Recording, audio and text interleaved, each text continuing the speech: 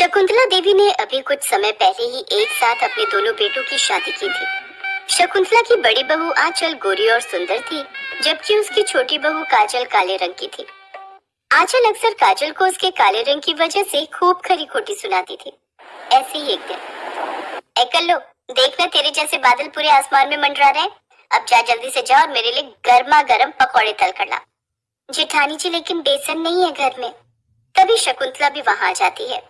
अगर बेसन नहीं है तो जाकर बाजार से ले आ। लेकिन माँ जी, बाहर तो बारिश हो रही है। हाँ तो क्या हुआ, तू उसमें डूब कर मर थोड़ी न जाएगी। और मर भी गई तो हमें कुछ ज्यादा असर नहीं पड़ने वाला। जानती हूँ, मुझे आपसे यही उम्मीद है। इसके बाद काजल बारिश में बेसन लेने चली जाती है। रास्ते में चलते हुए उसके पास से एक ट्रक गुजरा, जिसने उसके ऊपर कीचड़ उछाल दिया। अरे देखकर नहीं चला सकते हो क्या? बेचारी काजल कीचड़ में सनी हुई घर पहुंचती है। उसे देखकर आंचल चिल्लाते हुए कहती है, आ भूत भूत। अरे जेठानी जी, मैं हूँ काजल।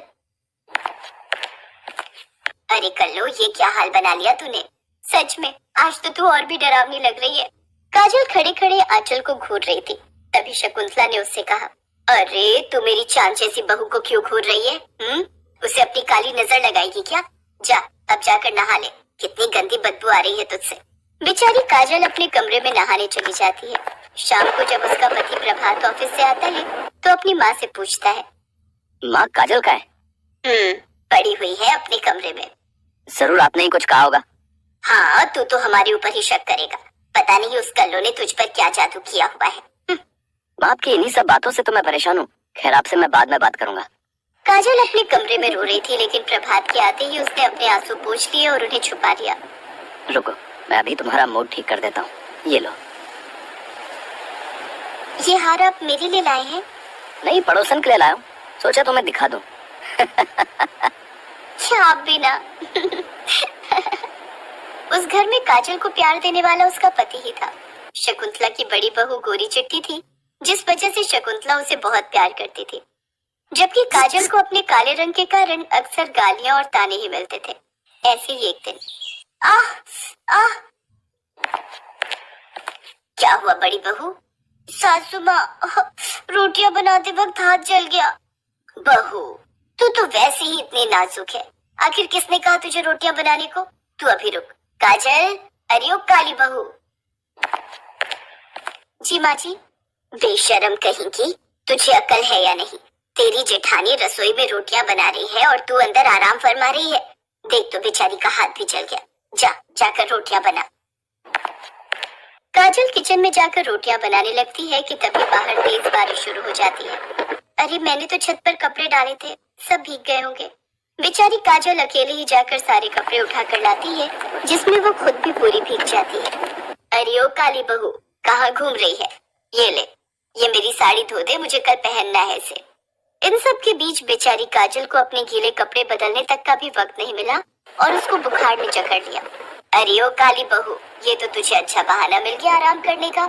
नहीं माँ जी, मुझे सचमुच बुखार है। अच्छा ठीक है, चल तू दवाई खाकर आराम कर। आज का काम आंचल बहू देख लेगी। क्या मतलब आपका? आंचल बहू देख लेगी? मैंने अकेले काम करने का ठेका थोड़ी ना लिया है। ये क्या मतलब? बहू, तू भी इस घर की बहू है और काजल की ही तरह तेरे ऊपर भी इस घर की सारी जिम्मेदारियां हैं। सासू माँ, मुझे ये सब बहू और जिम्मेदारियों के पाठ मत पढ़ाइए। अगर मैं बहू हूँ तो आप भी तो इस घर की मुखिया हो, तो सारी जिम्मेदारियां आपके ऊपर भी हैं। और वैसे भी मेरे पापा करोड़पति हैं, तो मुझे ये सब घर के काम काज करने की कोई जरूरत नहीं है और ना ही मेरे पास पैसों की कमी है। शादी के बाद अपनी पहली बारिश के मौसम को मैं इस तरह वेस्ट नहीं जाने दे सकती। बाहर कितना रोमांटिक मौसम है और आप चाहती हैं कि मैं चूल्हा चौका करूं? ना बाबा ना। इसलिए मैं और ये तो चले 5 स्टार होटल में डिनर करने, और हाँ, आज रात हम वहीं स्टे करेंगे। आप अपना खुद देख लीजिए। इतना कहकर आंचल वहाँ से चली जाती है। इसके बाद शकुंतला को ही घर के सारे काम करने पड़े। तब उसे अपनी छोटी बहू काजल की अहमियत समझ में आई। शकुंतला काजल के पास गई और उससे माफी मांगने लगी। काजल बहू, मुझे माफ कर दे। आज तक मैंने तेरे रंग को लेकर तुझे कितना भला बुरा कहा। तेरे रंग के कारण तेरी खूबियों को भी नजरअंदाज किया, लेकिन आज मुझे तेरी अहमियत समझ में आ गई और अपनी गलती का भी एहसास हो गया। मुझे माफ कर दे। इससे पहले काजल कुछ कहती तभी प्रभात बोल पड़ता है, मैं जानता था माँ, एक न एक दिन आपको इस बात का एहसास होकर ही रहेगा। बुराई अच्छाई को ज्यादा समय तक नहीं हरा सकती। आज तो आपको सब समझ ही आ गया होगा। दोनों बहुओं का असली चेहरा आपके सामने है। अपनी बेटी की बात सुनकर शकुंतला की आंखें खुल चुकी थी। अब से वो काजल को ज्यादा प्यार और सम्मान देने लगी, जिसे देख आंचल को बहुत बुरा लगता और वो कुछ दिनों बाद अपने पति के साथ अलग घर में शिफ्ट हो गई। तो वही प्रभात और काजल खुशी खुशी शकुंतला के साथ प्यार से रहने लगे।